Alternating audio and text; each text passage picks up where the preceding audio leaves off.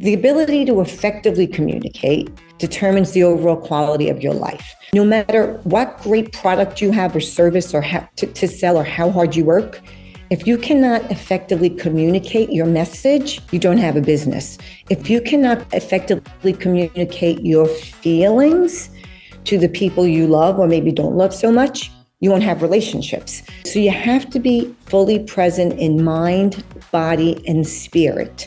Do not make assumptions. A good tool, and not in an obnoxious way, because I hear people say this and sometimes it's a little obnoxious, but when somebody says something to you, say to them, okay, I just want to make sure I heard what you said correctly. Let me give a little hack also, and this works for business and personal. Yeah. Say to someone that you're working with or living with, what are the things I'm doing that you want me to do more of? Okay. What are the things I'm doing that you want me to stop doing? And what are the things I'm not doing that you would like me to do?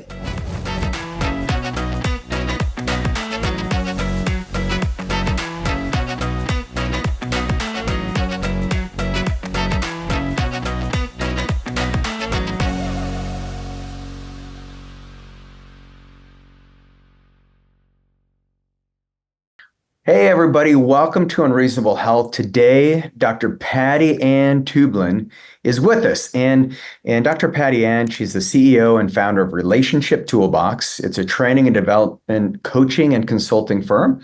As an expert in human behavior, motivation, and performance, she specializes in developing emotional intelligence and communication skills to optimize individual and group performance.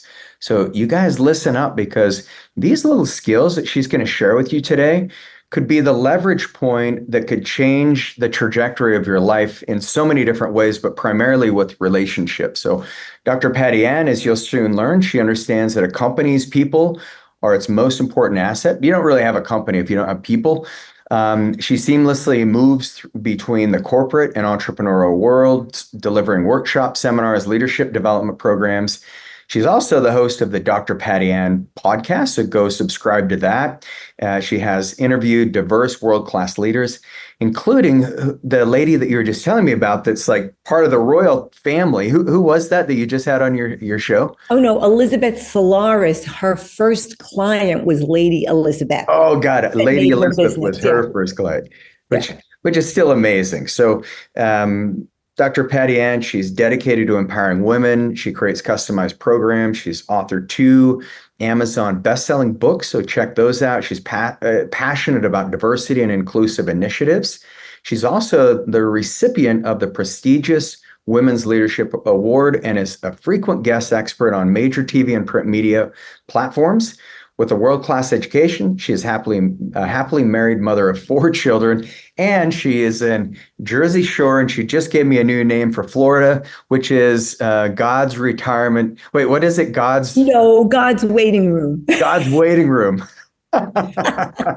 That's awesome. All the Floridians are going to send us hate emails now. I love that. God's waiting room. So, Dr. Patty Ann, you are somebody, we've been in Genius Network together, and then Lee Brower, The River.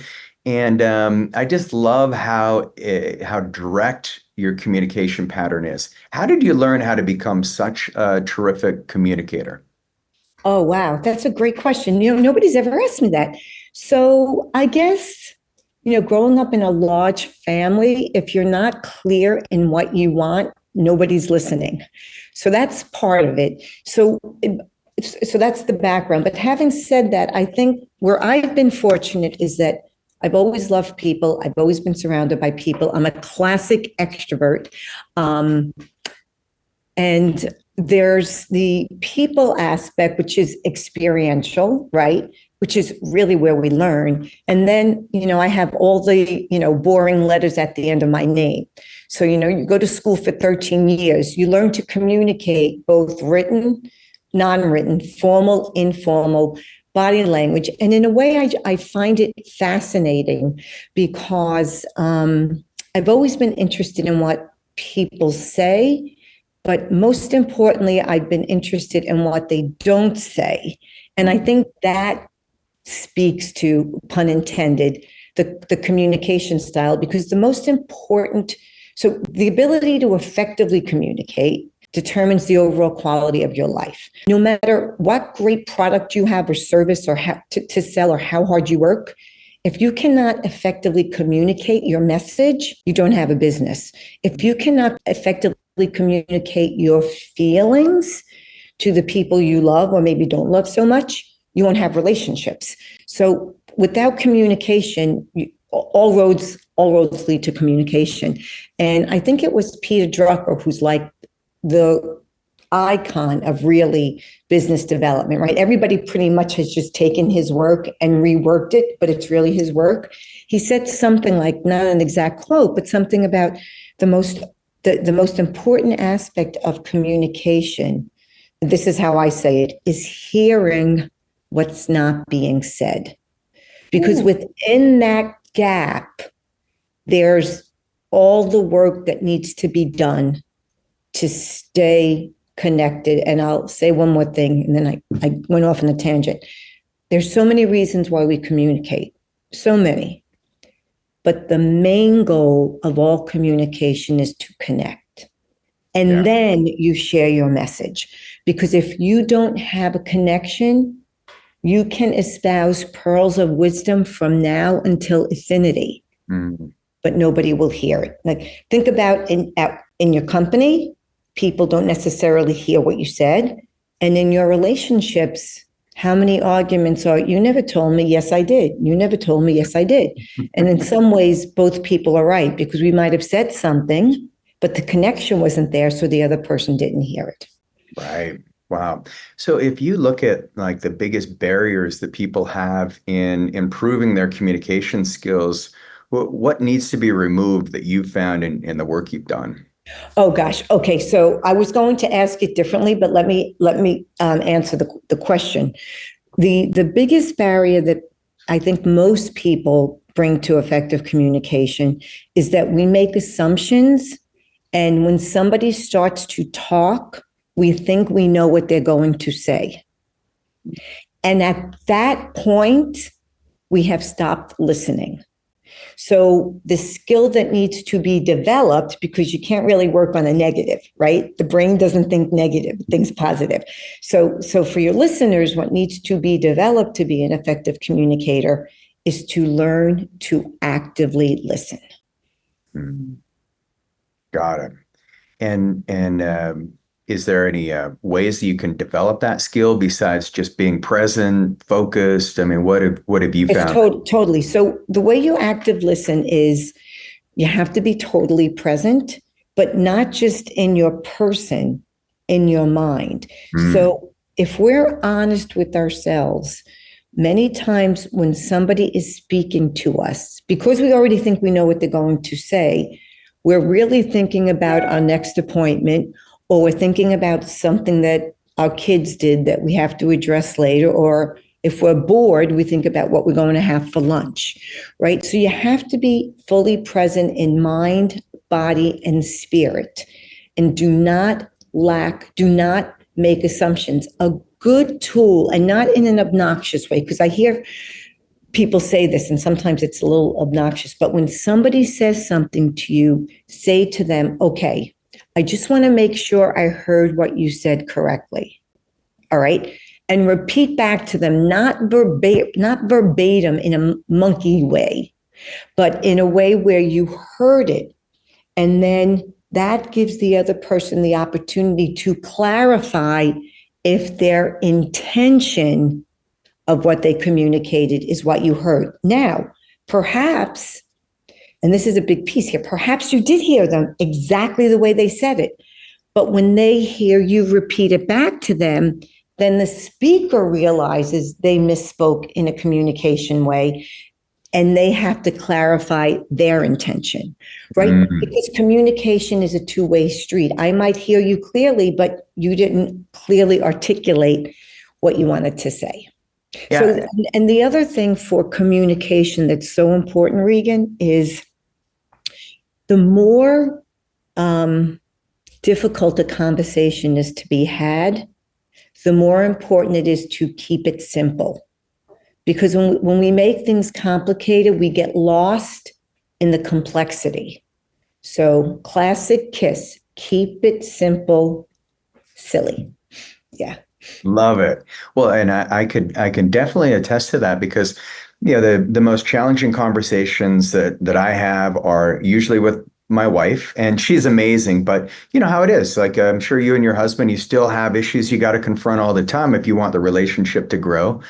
Or is that a wrong mindset? I mean, is this, what do you No, find? it's a positive mindset, and you're right. The most difficult conversation. Okay, so let me back up a little bit. The most difficult conversations are with the people we love and care about. Yep. For that exact reason, we love and care about them. Yes. Therefore, we are emotionally invested. Mm-hmm. If we're not emotionally invested in somebody in a business or professional capacity, sometimes we just don't even have the difficult conversation because we don't care. Yeah. I don't care. It's not my problem. Yeah. Right. Makes So sense. we'll go to bat to have the difficult conversation because we do want to work out whatever the issue is. But in terms of relationships, the way I look at relationships is that you want it to be like a vine, like a tree, right? So you want it to be rooted in togetherness, but then you want to grow from that tree trunk into separate branches because you'll have separate interests and you want to grow throughout life, right? So who you are if you marry somebody in your 20s is, gosh, I hope not who you are in your 30s or your 40s. Yeah. And I hope your partner isn't who they are in their 30s and their 40s, because you want to have a sense of individuality, but you want to grow and stay connected to the root. And so you can grow, separate, grow, come together. And sometimes it does require having the difficult conversations because, as you know, all growth comes in discomfort. Yeah. So if you don't make yourself vulnerable, you don't get uncomfortable, and that even precedes trust, right? Trust is predicated upon trusting someone enough to be vulnerable to them, even though if they hurt you, it's still built on trust, which is the foundation then for the communication. Man, I love that. And I find in my challenging conversations, if I limit it to one thing and we just focus on that, we make so much more progress. I hadn't really thought about it until you mentioned the KISS acronym. Yeah. Keep it simple, silly. Silly, yeah. Some people say stupid, but I'm being silly's better. You want to communicate, and the goal of communication is to stay connected. Name calling doesn't keep you connected. Yeah, I agree. Right? Yeah, no question about it. But every time we've kept it simple, we've actually made progress. We feel more connected. It's a relief. When we add in too many other variables, it's just like it's complicated, and the brain just can't sort anything out, so it doesn't. Well, what I will say to that is what I call that technique is and another thing. Right. And another thing. So you have a conversation and it's like, this really annoys me. Yeah. Yep. And another thing and another. And then what happens is whenever you're having a difficult conversation, you have to stay to one topic. Otherwise, nothing gets resolved. You feel like there's no movement. It's feeling like it's quicksand. You're just pulling everything down. And then nothing can get moved through. You might not get it resolved the first time, and there's some things that might not ever get resolved, right? Like there's certain things that just aren't going to change in both ends and in the dynamic. And as long as they're not your sacred cow or anything, violence, that kind of stuff, sure. Then you take the good with the bad, right? Because guess what? You're not perfect, neither is your spouse or your partner. So you have to learn to live with people, right? We can't always get everything, but we want to get the most important things. And if you look at the work you've done specifically with women, tell me what you do to kind of change their thinking when it comes to women's leadership, and talk about how you got the reward, the Women's Leadership Award. Actually, when I was notified, I got the reward. That was like back in 2015. I was like, who's this for? Like, I didn't even know I was nominated. Hey, congratulations, though. How cool. Thank you. So for your listeners, just so you know, I don't just work with women, I work with men and women. But the differentiator for women is, and I will believe this is still true to this day, women, all right, women, I think, All right, there's two things I want to say at once. Let me clarify. Women, I believe, are posed questions and challenges that men aren't. And I coach women to not embrace this stereotype, meaning, just like I'll tell people, don't make somebody else's problem yours, right? So if somebody thinks that you're lazy or stupid, they can think whatever they want. You don't have to believe it. You don't have to own it. You certainly shouldn't make it part of your identity. And one of the things that women are constantly pressed on is the whole, well, you have 4 kids. How do you do it? We don't really ask men that. And that hasn't really changed. So that's one of the things where when I'm coaching women, I'm like, you don't have to buy into a narrative that's not yours. So Wow. That's a really, really big one. And also people don't like the term, the nomenclature doesn't matter, but the whole concept of work-life balance, right? My first book was the book called Not Tonight, Dear, I've Got a Business to Run, Enrich Your Marriage while Prospering in Your Business. And really what it was about was for entrepreneurs that teaches them how to create a customized business plan that meets their needs, meaning maybe they want to build $1 billion business, or maybe they just want to build a 6-figure business, right? And then create a family plan, right? Maybe I want to have 1 kid, maybe I want to have no kids, maybe I want whatever, and then make sure they complement as opposed to compete against each other, right? Men don't seem to be challenged with that issue, that false choice that women are. So I encourage women not to make that false choice because you don't have to. And that's actually a keynote I gave in Saudi Arabia to business leaders of all places. Yeah. Wow. And what do you, I mean, that choice that women need to make. Well, we're told we need to make. Yeah, it's like either or. Is that what you mean? Right. And it's not, it's an and. Yeah. Okay. Well, and I think it's great. I mean, it's there's a lot of like single moms. You don't hear about single dads, even though there's a lot of hustlers out there. So I think and honestly, it's interesting you bring that up because I literally just went on a coaching call. We're taping this on a Monday, and it was Sunday night, and all my coaching clients, I give them my cell phone number. I love my people, right? If I don't like you, I don't work with you. So it's not a problem. I tell them, call me. So I was out last night and a call came in. I'm like, oh, I take this call because he's a single dad and there's issues coming up with the ex and it's a problem. There's problems going on. So what we have to do is just like a woman, I'm helping him build a support around him because he can't be there all the time for all the obvious reasons besides just a job. Same challenges in ways, it just gets operationalized differently. That's all. Okay. And the big thing, I think, having that business plan and family plan that overlap. Are there certain like principles that you'd want to follow, or what's kind of the framework that you take your clients through? That's okay. I wish I had the book with me because I have some really funky titles. One of them is What's Love Got to Do with It?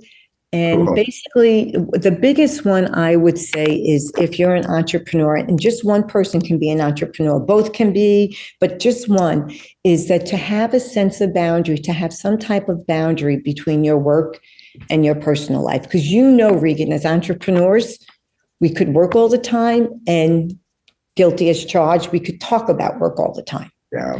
Right. So you really have to learn to shut it. And in fairness to us, on corporate's the same way too, but you have to make sure that you shut it off. And one of the ways to absolutely do not have your work stuff in your bedroom, very few absolutes in life. Do not. That's not what that room is for. And the other thing I strongly suggest is have a designated space to work. It doesn't have to be a fancy office. It doesn't have to be a fancy desk. I had a client that had her workspace in her clothing closet. Yeah. Because it was her clothing closet and nobody went in there but her. Because what that does is it creates a mindset, and you know mindset better than anybody else. It creates a mindset when I go to that space, if you work from home, say, and if you're a mother or a dad, I'm now in professional mode. Mm. Right. Otherwise, if you have work stuff all over your house, everywhere, you're like an amoeba, like it infiltrates everything, and you end up working everywhere. So there's that.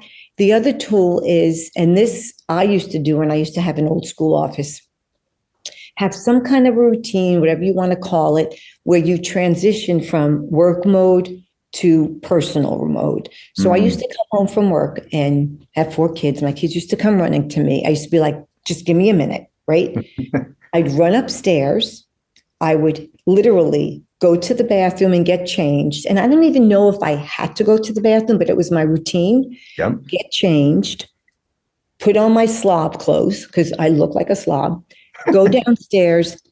And at the time as I was doing it, I didn't realize it transitioned me from worker to mommy, right? So have something, and it was an actual physical, and most people, women will tell you, you feel differently when you put good clothes on, right? Like I was teasing you, said, oh, I put makeup on for you. It puts me in a professional mode. I am dressed to respect you and your audience. And that makes, I mean, those are like some very simple things that can go a long ways, because it's all about managing energy is what it sounds like. It is managing energy because, as you know, we only have neither matter nor energy can be created or destroyed. So you choose, and you do choose as to how you want your energy to be manifested. Man. Well, and then that's part of your communication too. It's like, hey, I'm Dr. Patty. I'm here professionally, and then when I get home, let me change into mom clothes. Mom mode. Yeah, mom mode. That's great. I think. See how long it takes for someone to throw up on me. It was like classic. That's great. And so let's bring this into the business, because I mean, you help like bridge the gap between not only, from an entrepreneurial organization, but corporate organizations. How do you train these people on building emotional intelligence and having better communication patterns? Okay, so interesting. It's a very broad question. Let me see the best way to answer it.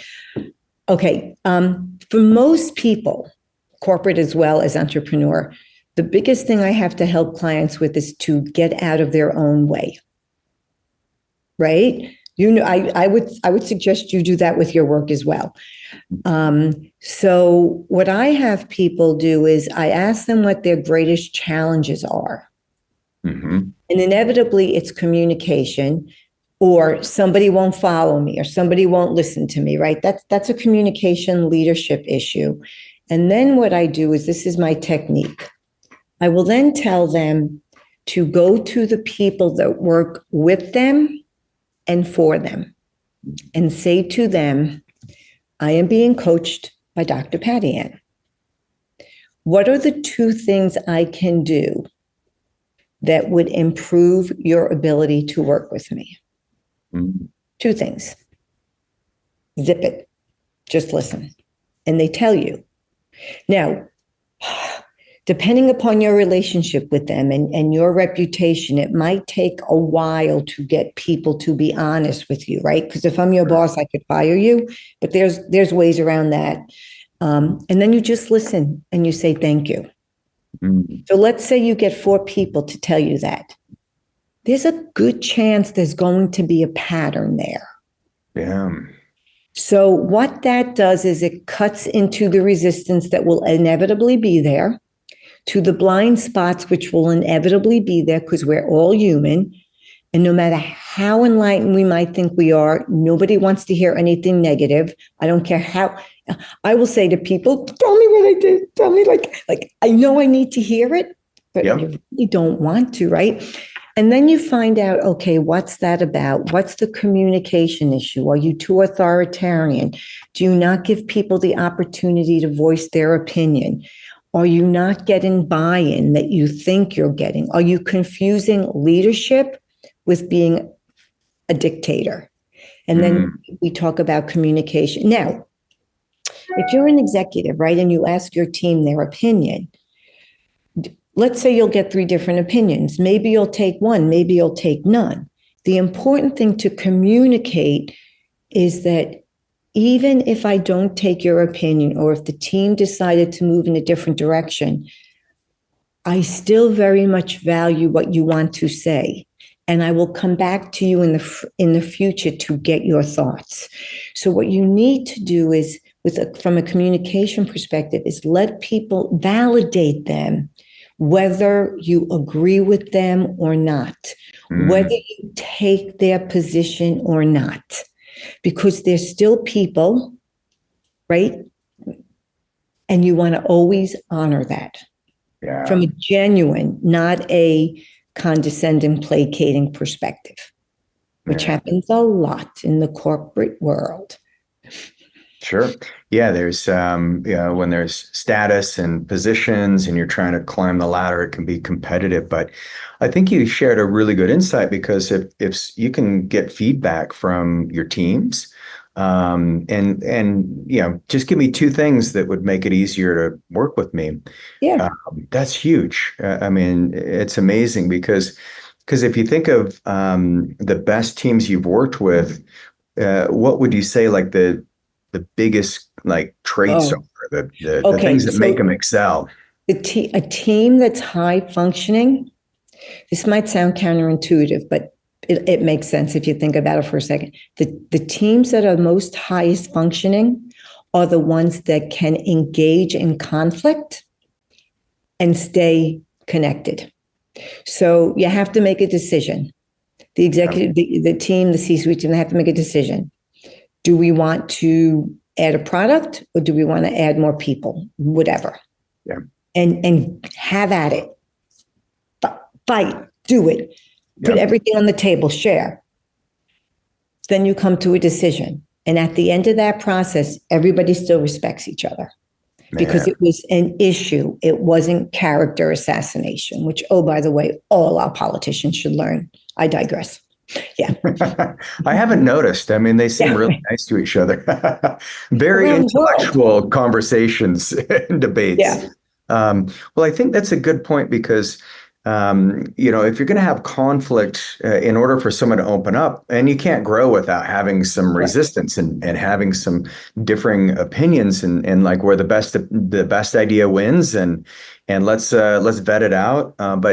But trust. And actually, Regan, excuse me, Abe Lincoln, there was a book on him, A Team of Rivals. Okay. And they said that one of his geniuses, was that he would have people in his cabinet that we know were on opposite ends of the spectrum in what they brought to the table. And as a great leader, he wanted to hear all of them. Wow. Right? Because otherwise you're in an echo chamber, which is part of the world today. We're all in our own tribes. And then there's not growth. There's just a reinforcement or a confirmation bias on what we already think to be true. Yeah. And that's, how you get groupthink. And that's how, years ago, if you remember, Coke had the new Coke. I could tell you that whole story because and clearly somebody wasn't listening to anybody, because they spent all this money and it was a total flop. Wow. And why was it a total flop? I'm not familiar with the story. Oh, okay. So basically I think it was Coke, and then they rolled out this new Coke brand. Okay. Before companies like that, big companies like that, roll out a new product, I'm sorry. Yeah. They have market researches, they do groups where they test, and everything said all systems go. People want this. And they launched it and nobody wanted it. So clearly somebody on the executive team had a hidden agenda to launch this product. Got it. Okay. Whether you want it or not, I'm telling you. Yeah. Do what you want. Got it. Yeah. So respect is kind of that foundation, with conflict and trust. And if you want to continually be able to engage with your team, then it sounds like respect is kind of like the non-negotiable. The respect always has to be there. Correct. Correct. That's part of the trust. And when people will tell me, well, my team doesn't trust me or my partner doesn't trust me, my first comment is always, well, are you trustworthy? And sometimes they stop dead in their tracks.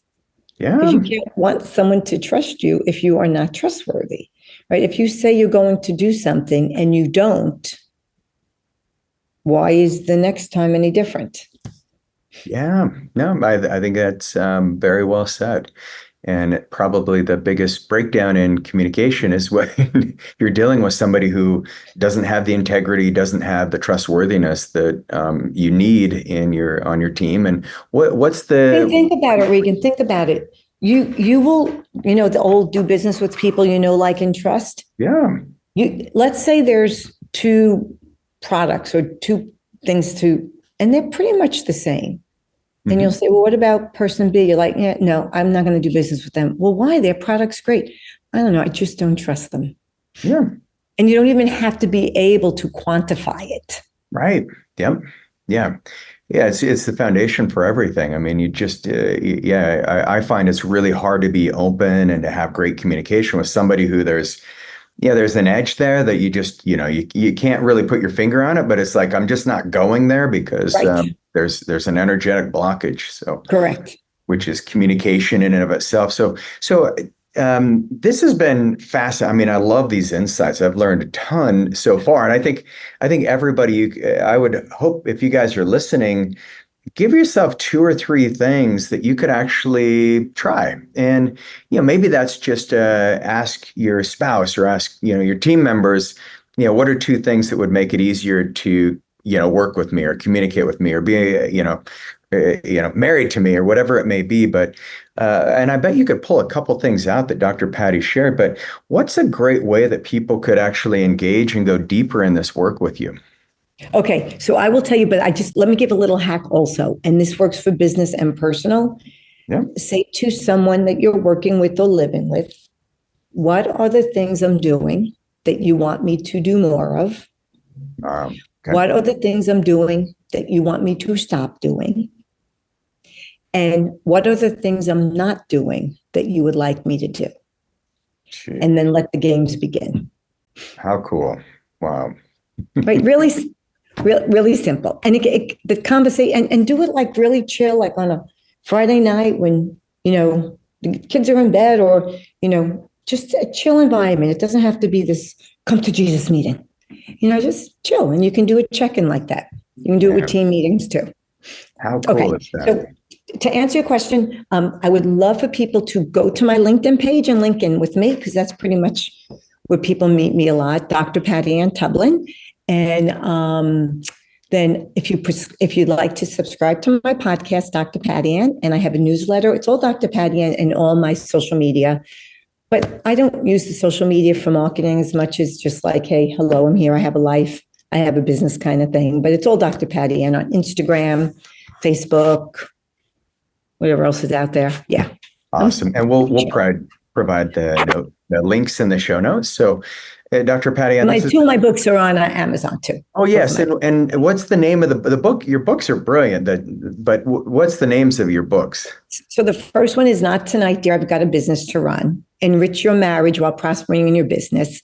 And the second one is Money Can Buy You Happiness.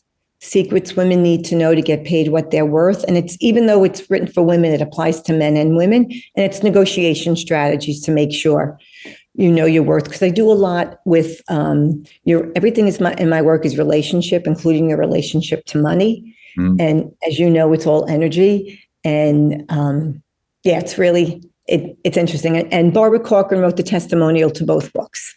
So, and it was a business relationship. It's not a, friendship kind of thing. So that was sort of kind of cool. That's really cool, man. Well, thanks for all your wisdom, all the amazing work you're doing, Dr. Patty Ann. This has been fun. Can't wait to see you soon. And for those of you who love the show, make sure you share this episode with your friends, family, loved ones, or those people you want to have tighter relationships to. And then find Dr. Patty Ann, work with her. I don't think you'll regret it. So thanks so much, Dr. Patty Ann. Thank you so much, Regan. Bye-bye. Bye.